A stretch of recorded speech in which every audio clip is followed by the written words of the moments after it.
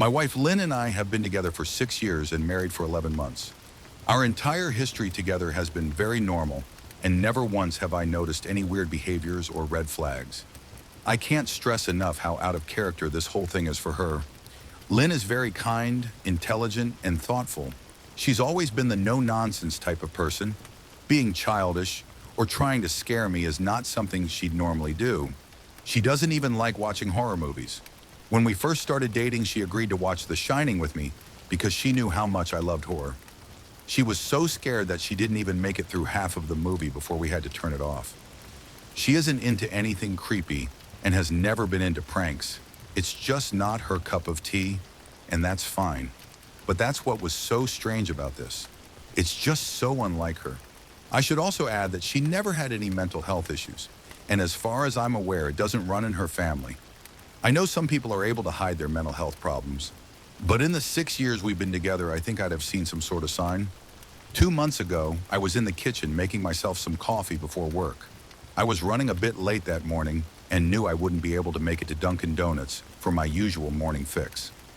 I took a sip of my coffee as I hurried down the hall towards the front door when I happened to notice Lynn peeking at me from around the corner ahead of me. I could only see her eyes and a strand of her long dark hair hanging against the wall. The rest of her body was concealed behind the corner. I nearly spilled my coffee when I saw her. I did burn the shit out of my lips. "Geez, Lynn," I said, wiping a few drops of coffee from my pants. "You scared the shit out of me." She immediately popped out of view like a little kid that had been caught. I heard her scurry off towards the living room, and by the time I got to the front door, she was out of sight. It was really weird and just totally out of character for her, like I said. But I also found it kind of funny that she was being more playful and a little less serious. I shouted that I loved her and called her a weirdo. As I shut the door behind me, I heard her laughing. Her behavior was a bit odd, but it certainly wasn't something to call a priest over. I forgot about it by lunch, and by the time I got home, she was her normal self. I didn't bring it up, and neither did she, and life went on. The next incident happened 3 days later. It was around 2 a.m., and I had woken up to get a drink. I was standing at the kitchen island, jug of Oj in hand, when I felt a strong feeling that I was being watched. For whatever reason, I looked down at the floor and saw my wife's smiling face staring back. She was peeking at me from the other side of the island, staring up at me with wide, unblinking eyes and grinning. Grinning like the Cheshire Cat, I screamed. I'll admit it, not out of irritation but fear. For some reason at that moment I was scared. At the sound of my scream, Lynn scuttled backwards out of my view, her hands and feet smacking the tile floor as she hurried out of the kitchen on all fours. I didn't run after her, or even yell after her. I just stood there frozen in shock, wondering what fuck had possessed her to do that. And it took me a little longer than I'd like to admit to go back upstairs, but I eventually did. When I got to our bedroom, Lynn was lying on her side, asleep, or at least pretending to be. I stood there for a while, watching her breathing to be sure she really was asleep. I had the feeling she might jump out at me the moment I got into bed, but she didn't. I climbed into bed and she didn't even move. Her breathing was soft and deep, and I was starting to wonder if I'd dreamt the whole thing. The next morning, I waited for her to come down for coffee, and after handing her a mug and kissing her cheek, I decided to ask her about it. "What was that about last night?" I asked, keeping my tone light so I didn't offend or embarrass her. She frowned over her cup of coffee, shaking her head like she had no clue what I was referring to. "You were peeking at me again. From over there," I said, pointing to the spot on the floor by the kitchen island. She followed my gaze, and when she looked back at me, she burst out laughing. She laughed so hard that I couldn't help but join her. "You creep me the fuck out sometimes, you know that?" I said. She giggled and set her cup on the counter and wrapped her arms around my neck.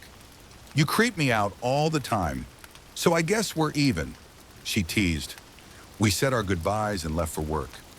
As I drove, I kept thinking about how creepy it had been seeing her grinning at me from behind the island like that. The sounds her hands made on the floor as she crawled away. I told myself she was just trying to be silly, just trying to join me in my love of all things horror. It's not like I was afraid of her, but it still didn't sit right with me. I started seeing her peeking at me more and more. Sometimes she'd be peeking out from behind the couch or living room curtains. Once she even managed to get inside her grandmother's old trunk that sits at the foot of our bed. I might not have even known she was there at all had the trunk's old hinges not given her away. She'd had the lid propped up just enough so that only half of her face peeked through. She'd been grinning like an excited toddler. It was unnerving. I didn't even know what to say to her. All I could do was stare. When I finally found my voice, I asked her why on earth was she doing this. She didn't answer, but she had slowly closed the lid, shutting herself inside the trunk. I just walked away feeling disturbed. I didn't understand why she was doing it, but it clearly made her happy. I just hoped she would tire of the game quickly. Lynn didn't peek at me for the next 2 weeks. I started to think she was done with her weird prank, and I was relieved. We were watching a show on Netflix one night, and I jokingly said that I hadn't seen her peeking at me lately, and that she must have given up on her spy game. She looked up at me with a small smile and said, "Maybe I've just gotten better at it." I didn't say anything, but I wondered whether or not she was joking. For the next few days, I couldn't stop thinking about what she'd said. Was she still peeking at me when I wasn't looking, and I just hadn't noticed? And if so, what the hell was she getting out of this? I started to feel paranoid, constantly checking whether she was watching from around the corner or behind a door. I was jumpy whenever I was home, and she wasn't in full view of me. I felt stupid and a little crazy. But after a few weeks without another incident, I began to relax. I stopped checking behind furniture and walls and told myself it was just a bad memory. Then a few days ago, things got so much worse. Lynn left to go to a friend's, and I lounged on the couch and played a couple games on my laptop. Around 9 p.m., I hopped in the shower, and as I was washing the soap from my hair, I felt that awful feeling that I was being watched. I slowly opened my eyes and almost had a fucking heart attack. Lynn was peeking from behind the shower curtain. Her entire head stretched into the shower, leaving just her body outside. Her long dark hair hung against the curtain, the ends dripping with water. Her mouth hung open in a terrible grin, eyes wide and red, as if she hadn't blinked in a while. I screamed and jumped back against the wall. She didn't move, nor did her smile waver. Her makeup ran down her cheeks in 2 black streaks. She looked giddy and completely deranged. I was fucking terrified. We stood like that for a few moments, neither of us saying a word. Finally, after what felt like forever, she slowly pulled her head back out of the shower, and I watched her blurry figure through the curtain as she moved backwards towards the bathroom door. A second later, the bathroom door slammed shut, hard enough to rattle the mirror. I screamed again and jumped out of the shower to lock the door. I stayed inside the bathroom for over an hour. Maybe I overreacted to some of you, but joke or not, I wasn't going to put up with the crazy shit anymore. That's what I kept telling myself as I paced in my bathroom, stopping to listen at the door every few minutes. Suddenly, I heard a muffled sound, and I pressed my ear against the bathroom door, straining to listen. I couldn't hear anything, but I envisioned Lynn standing on the other side of the door, giggling at her joke. I felt a surge of anger. I was beyond pissed at being made to feel scared in my own house, and made to hide in the bathroom for an hour. All for what? Some joke? If it was a joke, it was an awful one. "What the fuck, Lynn?" I snapped. "This shit is getting really fucking annoying." I waited for her to apologize or to call me a jerk, but instead I heard a faint moan. So quiet I wondered if I heard it at all, and then complete silence. "Lynn!" I called out, not able to even hide the shackiness in my voice. I got no response, just my own heavy breathing. "I swear to God, just fucking stop it," I yelled, pounding my fist on the door. I waited for her to cuss me out, something I would expect from me talking to her like that. I never screamed at her before, but there was nothing, just the occasional drip from the shower head. I won't deny that I was scared, too afraid to open the damn door and face my own wife. I waited another 30 minutes or so, which feels like a fucking lifetime when you're scared. Finally, I decided I wasn't going to spend the night hiding in my bathroom, so I got down on my knees and peered under the door. I almost expected to see her face peeking back at me, but thankfully I didn't. I could see straight down the hallway to the top of the stairs, but no Lynn. I didn't know if I should be happy about that or not. I looked for a few minutes, waiting to see her head pop up over the top step, but it never came. I stood up, my hand hovering over the door, and mentally prepared myself to open it. I slowly turned the lock with shaky fingers and was about to yank it open when I heard a sound that still makes me feel nauseous when I think about it. A moan, louder than before, but this time I was able to tell just where it was coming from. I turned my head to the closet door as if in slow motion and locked eyes with my wife, who was peeking out at me from the slight gap. Her eyes were still wide as ever, and her mouth was hanging open in the most grotesque, gaping smile I'd ever seen. I didn't even scream. I was too scared for even that. Her hands were clasped to her chest, body trembling with sheer delight, as if she could barely contain her excitement. A short, raspy moan bubbled up from her throat, deep and raw, sending a shiver through my entire body. Somehow, I found the ability to pull the bathroom door open and ran as fast as I could all the way down the steps, snagging my keys and phone from the table in the living room before running outside to my car. I could hear her shrill laughter behind me, but I didn't hear her getting closer. I didn't bother shutting the front door. I drove away from the house faster than I legally should have, shivering the entire time, either from fear or the cold. Maybe a little of both. I hadn't grabbed a coat or even a pair of shoes. I was still in my boxers and my hair was still damp. I drove straight to my brother Chris's house about 40 minutes away, ignoring any and every call and text I got. I didn't check my phone until I was safely parked in my brother's driveway. Lynn had called 4 times and sent a flurry of texts, all wondering where I'd gone and why I left like that. I threw my phone at the dash in a rage, furious at her nonchalant attitude. My brother and his wife were surprised to see me, especially dressed in just a pair of boxers, but told me to stay as long as I needed. Chris lent me some clothes and asked me what happened. I told him Lynn and I had a fight, but didn't get into the details. I didn't want him to think I was overreacting, leaving my wife over a prank, even if it was a strange one. I mean, hadn't I encouraged her for years to lighten up instead of being so serious all the time? I had wanted her to relax and loosen up, but this was definitely not what I'd had in mind. I tried to sleep on their sofa, but my brain wouldn't let me sleep. Every time I closed my eyes, I saw Lynn's face staring at me from inside the closet. Knowing she'd been in there with me the entire time made my skin crawl. She'd never left the fucking bathroom at all. Instead, she slipped inside the closet and slammed the bathroom door shut to fool me. The mere thought of going back home gave me anxiety. I tossed and turned, unable to sleep. Chris ended up giving me a sleeping pill, so I was able to get a little rest. My sleep was filled with terrible dreams, all of Lynn's smiling face. I woke up just as the sun started to rise. My sore body ached from the sofa, and I felt drained. I knew I'd have to call Lynn at some point, but I didn't know what to say to her. I wouldn't be going home unless she gave me her word she'd never do any more creepy shit. I just wanted my wife back. Her normal, serious self never looked so good to me.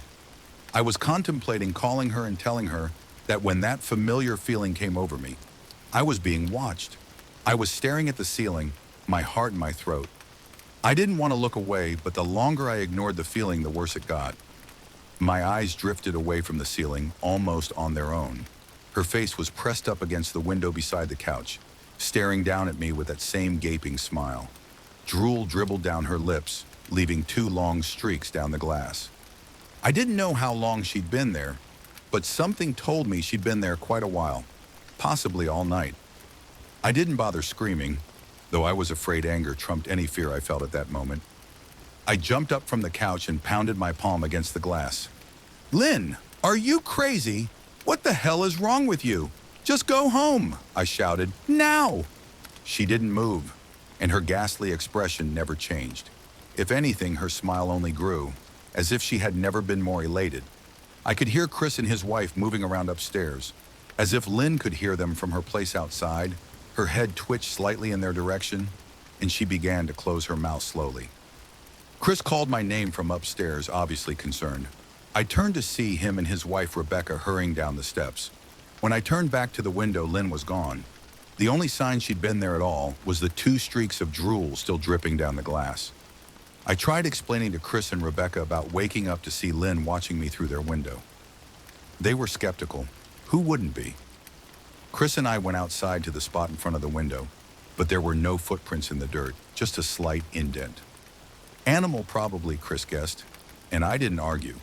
He and Rebecca assumed I dreamt the entire episode, but they didn't understand, and I was too tired to explain it to them. I called out of work that day and turned my cell off. I didn't want to face Lynn. Just talking to her was too much for me at that point.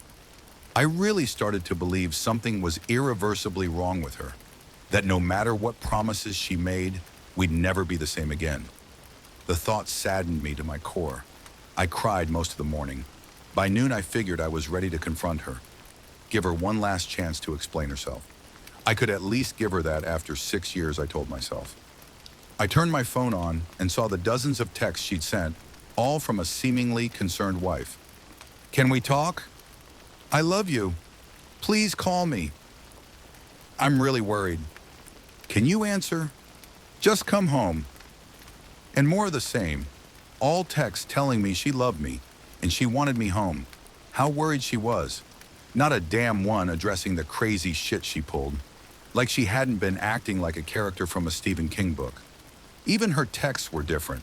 She normally texted novels just to tell me to pick up a loaf of bread. You'd think she'd have more to say to me after her bizarre shenanigans.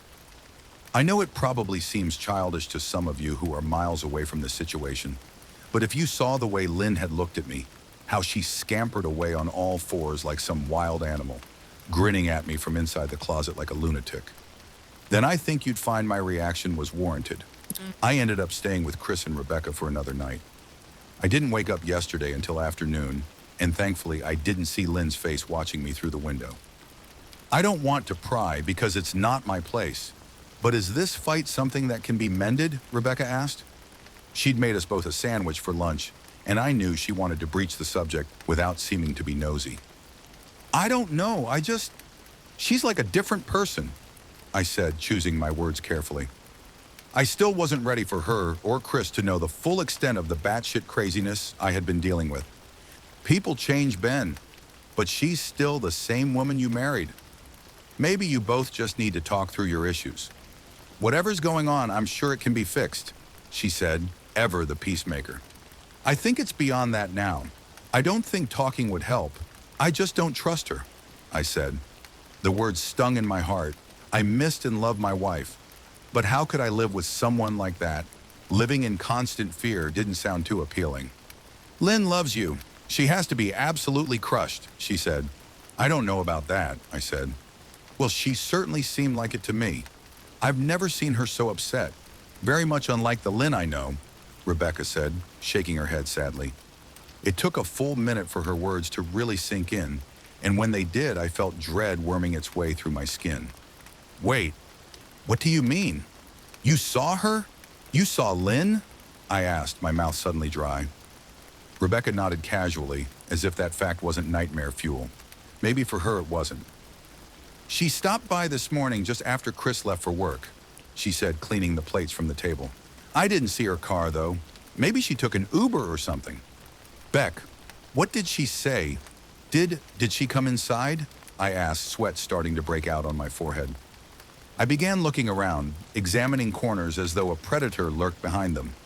"No, she just asked if you were awake yet, and I said that you weren't. I asked if she wanted me to wake you, but she said no. Just said to let you sleep," she said as she washed the dishes. "That's all. She didn't say anything else?" I asked. "No. She looked awful, though, like she hadn't slept in days. I think you should call her." I got up from the table and thanked Rebecca for lunch. I felt a little bit better at the knowledge that at least she hadn't come inside. Still, I needed to double-check that the doors were locked. I sat for a while trying to figure out what to do next. I didn't want to go home, but I felt that I owed it to Lynn to help her if I could. Hadn't I swore an oath to love and honor her through sickness and in health? Clearly she was very sick. If she was sick, which I truly believe she was, I had to try and get her the help she needed. But I didn't even know where to start. I didn't want to call the police, and besides, what the hell was I going to tell them? That my wife was peeking at me? That she was being creepy? As bizarre as she'd been, she still hadn't committed any crime. Not yet anyway. The police would have probably said that I was overreacting. But this wasn't some prank. It felt wrong. Dangerous even. Like something sinister lurked beneath her smile. I knew as her husband I was well within my rights to have her committed. But what if she simply acted normal in their presence? She'd obviously been able to fool Rebecca into thinking she was just a concerned wife. As long as the doctors didn't find her a danger to herself or others, they'd have no choice but to release her after 72 hours. I felt lost and overwhelmed. So I did what any husband in my position would do. I called her mother. I didn't want to, believe me. Her mother, Marianne, and I were never on the best of terms. We'd never fought or anything like that. She just wasn't a very warm person and wasn't really easy to get along with. She hardly ever smiled, and when she did, only her lips would move into a thin-lipped smile, leaving her eyes as blank as before. She gave off this aura that felt like she was permanently on the offensive. I'd only met her twice, and both times were for such short visits. I got the impression she didn't approve of me for her daughter. Lynn always ushered us out quickly, as she didn't want me to feel uncomfortable, which I was grateful for. Being in her mother's company felt almost unbearable, like walking on glass. I was glad when we moved 3 states away so we didn't have to see her often. I was happy to avoid the woman, but I needed her help. I really didn't want to talk to her at all, but I had to talk to someone, and someone who knew Lynn better than I did. So I grit my teeth and did what I had to. "Yes," she answered, already sounding irritated. "Marianne, it's me, Ben. Do you have a minute to talk?" I asked. I could hear her cluck her tongue in irritation. "I'm in the middle of writing some checks, but if you insist, I suppose I can spare a moment." "What is it that you want to discuss, Benjamin?" she said coolly. "It's about Lynn. She's been acting strangely, and I was wondering if you had any idea whether there was something—" I was quickly interrupted. "It's a bit difficult to follow your rambling, Benjamin." "What is that you want from me?" she asked. I could almost see her standing there in her thin sweater and slacks, tapping her fingernails impatiently on the table. "I wanted to know if you'd ever noticed any odd behavior, or possibly any mental health issues," I asked. There was a long, uncomfortable pause that I couldn't tell was because she was just thinking, or something else. Finally, after a few seconds, she spoke. "I'm not sure if this is one of your jokes, Benjamin, but if so, I don't find the humor in it. Now, I do have business to attend to, as I've said, so if you don't mind," she said, but I cut her off before she could get rid of me. "Marianne, it's not a joke. I'm sincerely concerned about Lynn's mental health. Her behavior has been very erratic lately. I'm very worried about her, and I figured as her mother you would be as well," I said, my frustration evident in my voice. "If you're truly concerned, then I suggest you get the health professionals involved." "I don't know what you expect of me," she snapped. I could tell she was seconds away from hanging up, and for some reason I was desperate not to let her. I had the feeling that she knew a lot more than she was letting on. "Please, if not for me, do it for Lynn?" I tried. I heard a faint, shaky intake of breath, as if she were trying to hold her steely persona together, but failing. "Marianne, what's I started. "Benjamin, I don't know what to tell you. My only advice would be to seek professional help. Do not call here again. Goodbye." I tried to call out to her, but she'd hung up. I tried to wrap my head around the call and her refusal to help me. Even if she didn't like me, why wouldn't she want to help her own daughter? I couldn't understand that. I tried to replay the conversation, desperate to find something I missed. After a while, I almost gave up until I remembered her last words to me. Seek professional help. She'd said those words with a bit of urgency. I could have just been grasping at straws, but no. I was sure her voice had changed ever so slightly when she said that, as if they were very important. What had she meant? I assumed she'd been referring to medical professionals, but maybe she was referring to someone else. Someone that she didn't, for some reason, feel comfortable saying directly. Or maybe I was just desperate. I waited for Chris to get home, and after a very long and exhausting conversation with him and Rebecca, I convinced them that Lynn truly needed psychiatric help. I didn't tell them everything.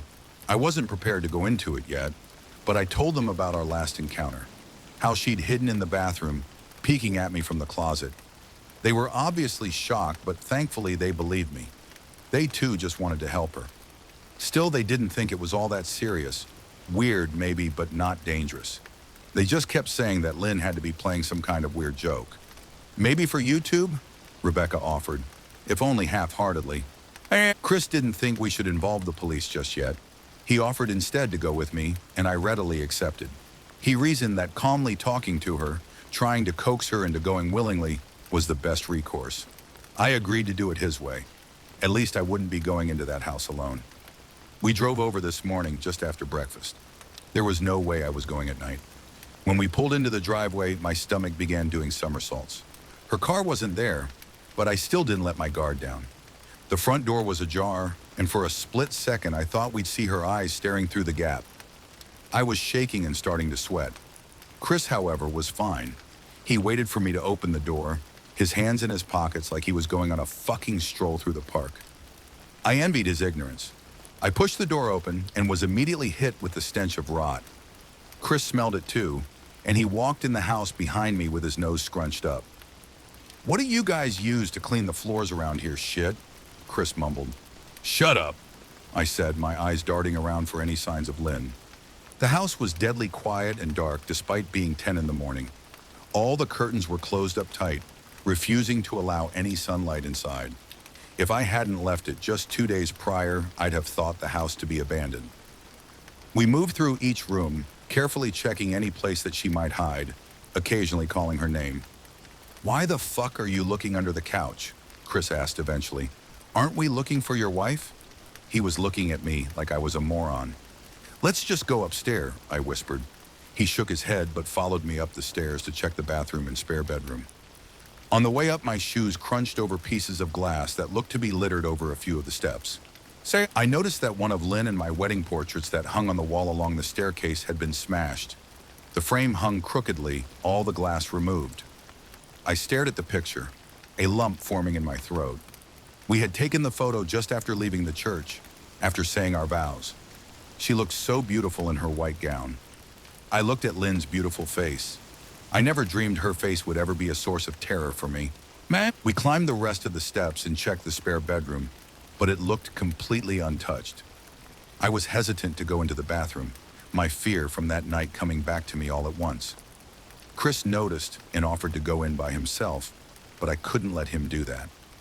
So we walked in together, checking the closet and the shower. The bathroom looked as if it hadn't been touched since the night I left. "I don't think she's here, Ben. Why don't you pack some clothes, and we'll try coming back tomorrow, or something," Chris said. I nodded and went into our bedroom and shoved some clothes into a duffel bag. When I checked inside our closet, I came across the source of the smell and gagged. Chris took one look and lost all color in his face. He had to go stand by the stairs to get away from the sight and smell. I gazed down in shock at what lay inside my bedroom closet. Soaking into the rug were at least a dozen eyeballs, all carefully laid out in pairs.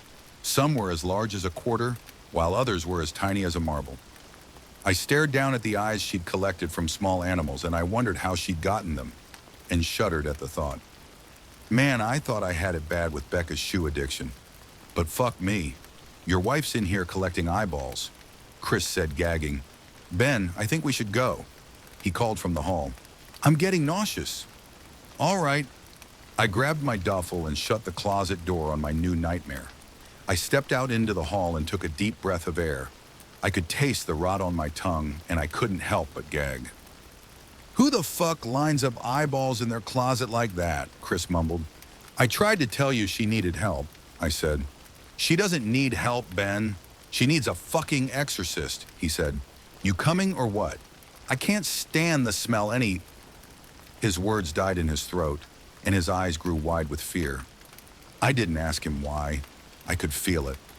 Someone was watching me, and I didn't think it was the eyes in the closet. I turned around, my eyes slowly scanning the bedroom. "Christ," I whispered, as I finally saw what we'd missed. Under the bed, curled on her side, watching us with the excitement of a kid on Christmas morning, was my wife. She held her hands together just under her chin, and they were shaking eagerly. Now that she knew she'd been found, I could hear the quiet noises she was making, a sort of hiccuping sound in her throat, as if the excitement was just too much for her. It was unnerving, to say the least. Wide eyes and that same huge smile. Everything in me told me to run, but I forced it away. This was my wife. No matter how twisted, she was still the woman I married. I had to help her. "Lynn," I said softly. She didn't respond, but her head bobbed back and forth in two quick little movements, as if she were nodding. Baby, I just want to help, okay? Can you let me do that? I asked. I had taken a single step forward, approaching her like some kind of dangerous animal. I love you, Lynn, I said softly, taking another step closer. She let a tiny moan escape her wide open mouth, and I had to resist the urge to run. Her shoulders were starting to quiver, and her eyes grew as large as saucers. I crouched down so I could see her better, and immediately saw the blood. Her hands were covered in it. They trembled more the closer I got, as if she was barely able to contain herself. Lynn, are you hurt? You're bleeding, I said. She bobbed her head again, her bloody fingers moving up and down as if playing an invisible piano. They occasionally grazed her chin, leaving smears of blood on her skin. I wanted to recoil in disgust. The smell that was coming off of her was revolting. I could feel the vomit trying to climb up my throat. Her lips were dry and stretched thin, blood seeping between the cracks. I knew she wouldn't come out on her own, but I didn't want to leave her in the state she was in. I scooted closer and reached out to her. The excited, hiccuping sounds got louder and her hands shook, fingers flexing.